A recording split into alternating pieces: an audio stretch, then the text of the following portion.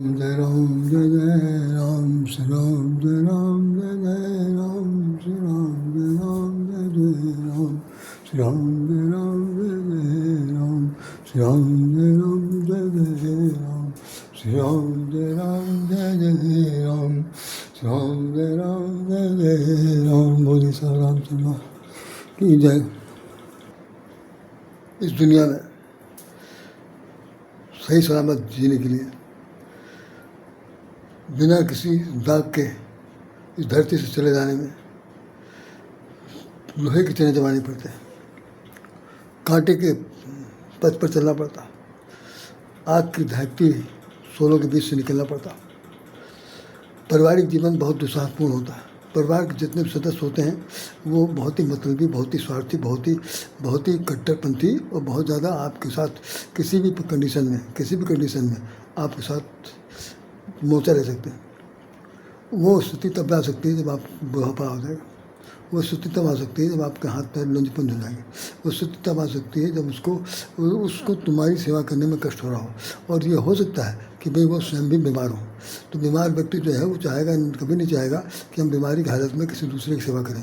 और जो सेवा कराने वाला जो है वो यदि किसी प्रकार से जिद करता है और उस जिद पर वो उसका हाथ पैर टूटने की बहुत शंकाएँ होती है।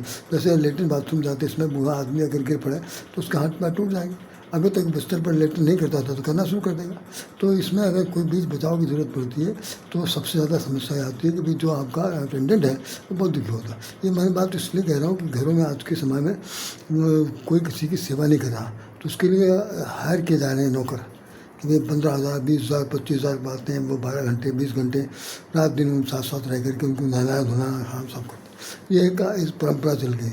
ठीक उसी तरह से लोग बड़ा वृद्धाश्रम में रहते थे।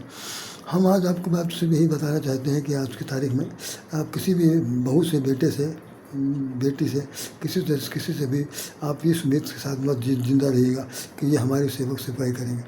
हाँ, दूर रह करके जितना उनसे बन पड़ा वो पैसा कौड़ी सब कुछ दे रहे हैं, लेकिन जिस वक्त शारीरिक श्रम की आवश्यकता पड़ेगी, उनको अटेंडेंट होने की जरूरत पड़ेगी, उनकी किसी भी स्वास्थ्य में बाधा पहुँचते होगी आपकी वजह से, तो आपके लिए दुश्मन भी साबित हो सकते हैं।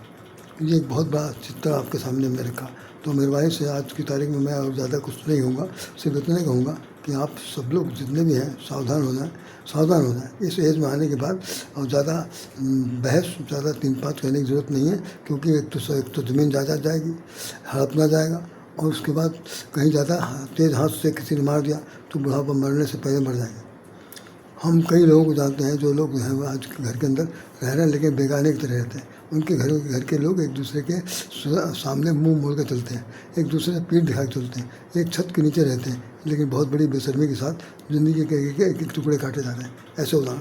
तो इसलिए हमारी आप सबसे प्रार्थना है कि जहाँ भी हैं, जिस हालत में है, उस हालत में पहले तो ये है कि अपने आप को स्वस्थ बनाए रखिए, जैसे भी हो, चाहे नमक रोटी खाकर, चाहे दवा दर्पण खाकर, चाहे तुलसी की पत्ती पीकर, चाहे अन्य जो कुछ भी आपके सर पॉकेट अलाउ करता है उसके आधार पर कर लीजिए। लेकिन अगर आप बीमार पड़ जाते हैं या नक्षत्र दुर्भाग्य के बादल अगर आपके ऊपर छाए हुए हैं तो भगवान से एक बार निवेदन करिए कि भाई ये सब करने से अच्छा है कि आप अपने आप बना लीजिए। कुत्ता बिल्ली गधा घोड़ा जो चीज़ पतंगे जो बना रहा हूँ बना लीजिए, यहाँ से ले चलिए, अन्यथा तो बहुत बड़ी समस्या है। और आप कहें हम नहीं भोग कराएंगे, हम भोग कराएंगे, तो हम भगवान से भी निवेदन करना चाहते हैं कि आप जिद्दी हैं, आप अपनी जिद को हम पर थोपना चाहते हैं और इस तरह से हमारे साथ भी एक बार का खिलवाड़ कर रहे हैं।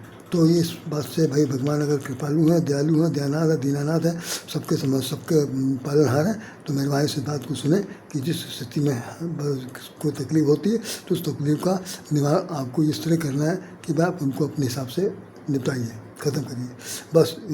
और यही है कि आप लोग भी बहुत ध्यानपूर्वक अपने शरीर को, अपने स्वास्थ्य को, अपने मन मस्तिष्क को, अपने अहम को, अपने वो क्या कहना चाहिए सुपर कॉम्प्लेक्स को, इसको हर तरह से जहाँ तक हो सके बचा के रखिए।